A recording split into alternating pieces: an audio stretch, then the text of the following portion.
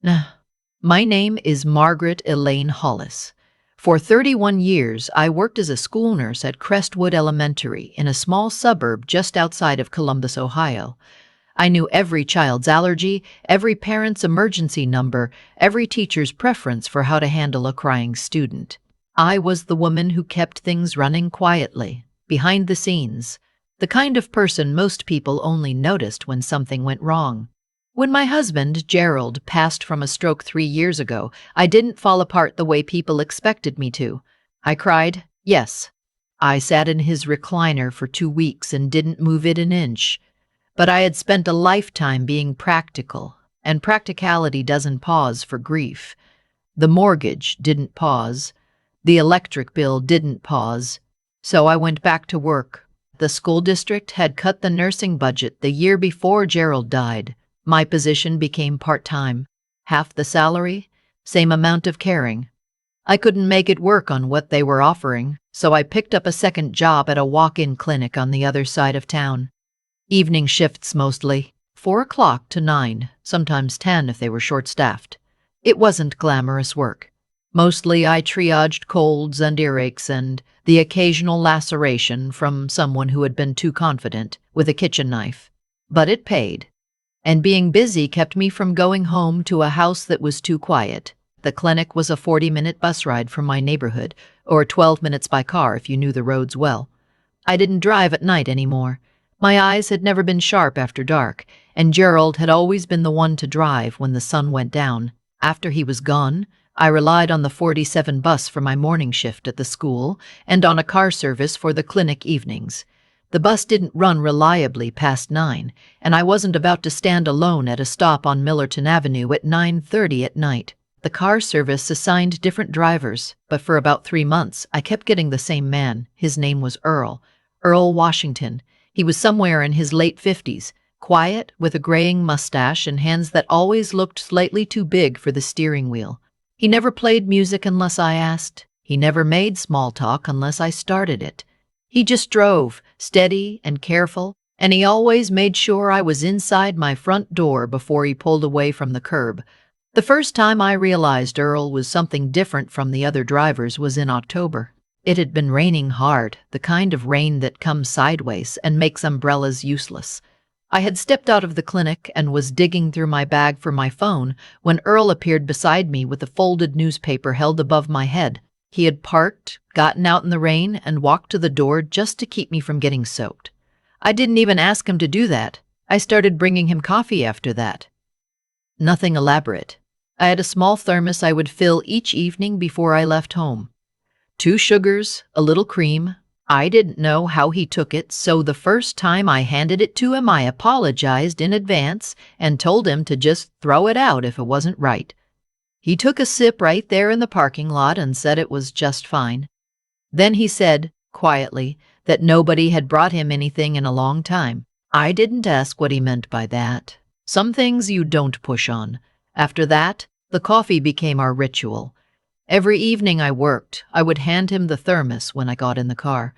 He would set it in the cuff holder and we would ride mostly in silence, which I found I preferred. Comfortable silence is a rare thing. Most people are afraid of it. Earl and I had figured out without saying a word about it that neither of us needed to fill the air. He had a son. I knew that because it came up once when I mentioned that my own daughter lived in Portland and called on Sundays. Earl said he had a boy, grown now, and then he didn't say anything else. I noticed he didn't say the boy called on Sundays or any other day. I let it go. I had been at the clinic about 4 months when I started noticing something I couldn't quite name. It was small at first, the kind of thing you brush off as coincidence and then forget about. My neighbor across the street, a man named Douglas Pell, had moved in about 8 months prior. I had waved to him a few times. He waved back. We had exchanged the usual pleasantries about the weather and whether the city would ever fix the pothole at the end of the block. He seemed ordinary enough. Mid-50s, worked from home, kept his yard tidy, but I started noticing his car was often parked on the street rather than in his driveway when I came home at night. And the light in his front room, the one with the window that faced my house, was on more often than it used to be. And twice, when I fumbled with my keys at the front door, I had that particular feeling on the back of my neck. The one that nurses learn to pay attention to because it usually means something in the room has changed and you haven't figured out what yet. I told myself I was imagining it. I was a 63-year-old woman living alone, and it was natural to feel unsettled sometimes. The world had a way of feeling bigger and stranger after you lost the person you shared it with. I didn't mention it to my daughter on her Sunday call because I didn't want her to worry. I didn't mention it to anyone at the clinic because I didn't want to sound foolish. What I did do was start paying closer attention. I began to notice that Douglas Pell's front light came on at almost the exact time my car pulled up to the curb each evening. Not before, not 10 minutes after, right when I arrived.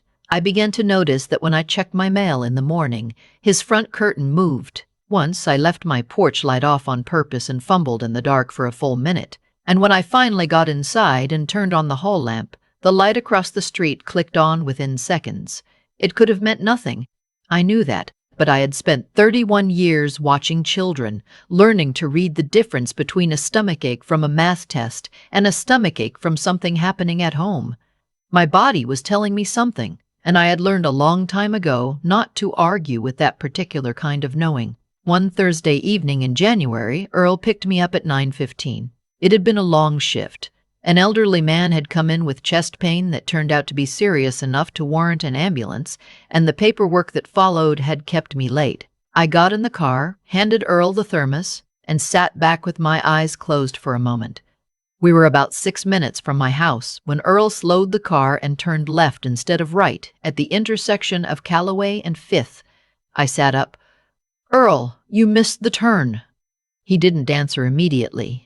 He kept driving, calm as anything, for another 2 blocks before he pulled into the empty parking lot of a closed dry cleaner and stopped the car.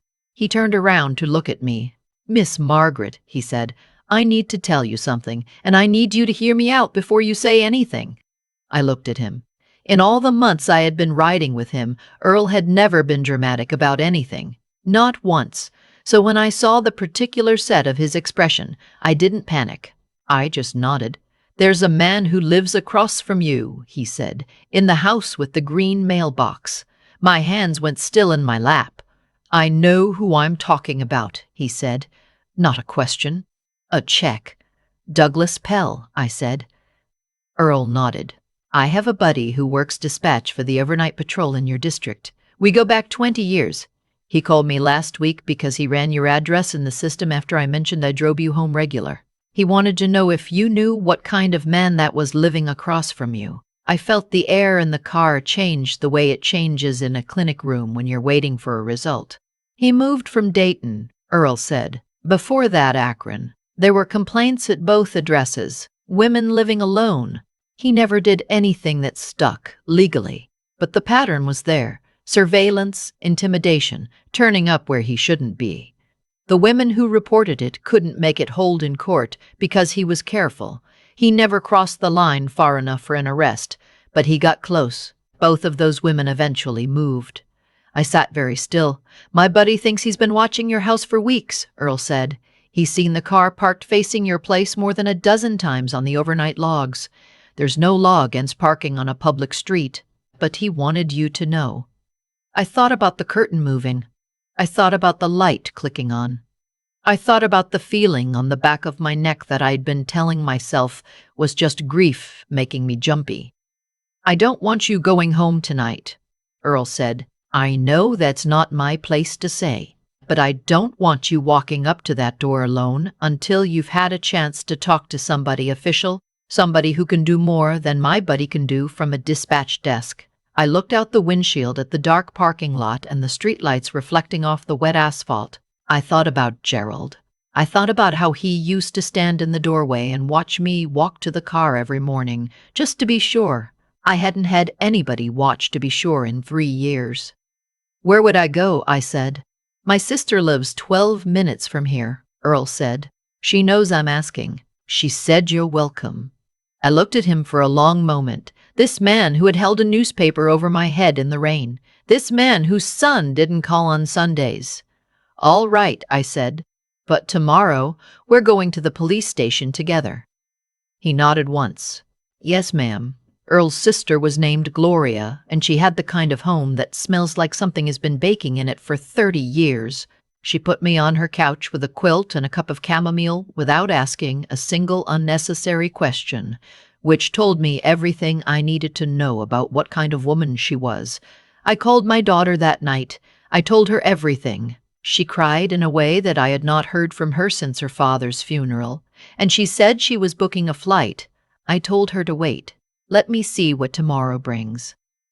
Earl picked me up from Gloria's at 8:30 the next morning and drove me to the district police station. His dispatch friend, a man named Roy, met us there in civilian clothes on his day off. What followed was several hours of paperwork, statements, and the particular exhaustion that comes from having to explain a fear to people who are deciding whether to take it seriously. They took it seriously. It turned out that Douglas Pell had a file that was thicker than the one Roy had described to Earl.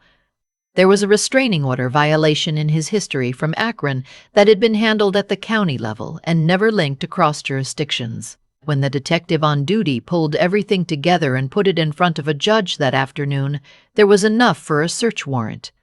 They found a camera in the hedge at the edge of his property, angled at my front door.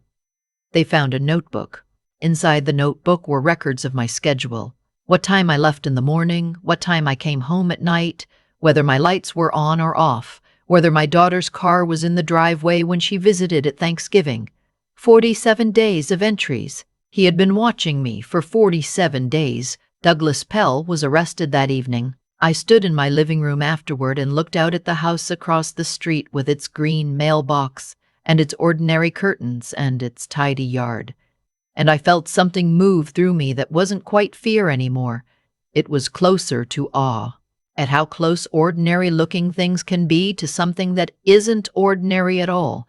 My daughter flew in 3 days later anyway. She stayed for 2 weeks. She rearranged my porch lights and installed a video doorbell and lectured me on keeping my curtains closed, all of which I let her do because it made her feel better and she needed to feel better. I needed her there. I won't pretend otherwise.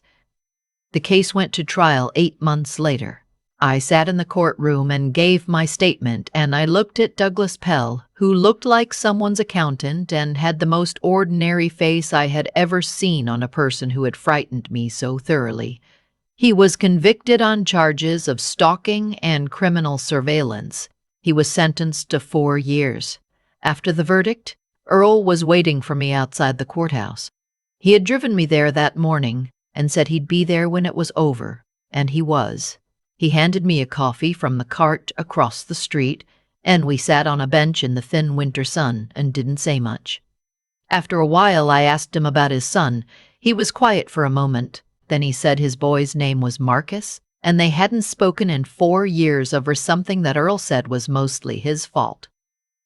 Pride and stubbornness dressed up as principle, the way those things usually are. I told him that in my experience, the person who reaches out first isn't the one who loses. They're the one who decides the relationship is worth more than being right. He looked at his coffee cup for a long time. 3 weeks later, he told me that Marcus had come to Sunday dinner, just the two of them at Earl's kitchen table, with 4 years of silence and a pot of his mother's chili recipe between them. He said they hadn't fixed everything, but they had started. I still take the car service home from the clinic.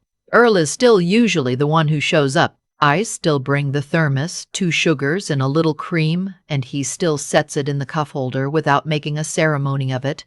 Some things become a kind of language between people that doesn't need words. What I know now that I didn't know enough before is this. Paying attention to other people is not a small thing. It looks small from the outside. A cup of coffee, a folded newspaper in the rain, a friend from dispatch who runs an address out of concern for a woman he's never met. These things look like gestures. But gestures are how most of us get through. They are how we find out that we are not, in fact, as invisible as grief, and routine and quiet living can sometimes make us feel. I am 63 years old. I live alone in a house that is too quiet and not quiet enough, depending on the hour. I have a daughter in Portland who calls on Sundays and a son-in-law who figured out how I like my birthday cake without ever being told. I have a neighbor across the street now, a retired teacher named Francis who waves every morning and means it. And I have Earl who drives me home at night and waits until I am inside before he pulls away from the curb. Some kinds of protection don't announce themselves. They just show up, steady and quiet, and make sure you get to your door. Be good to the people who show up in your routine. You may not know yet what you mean to each other,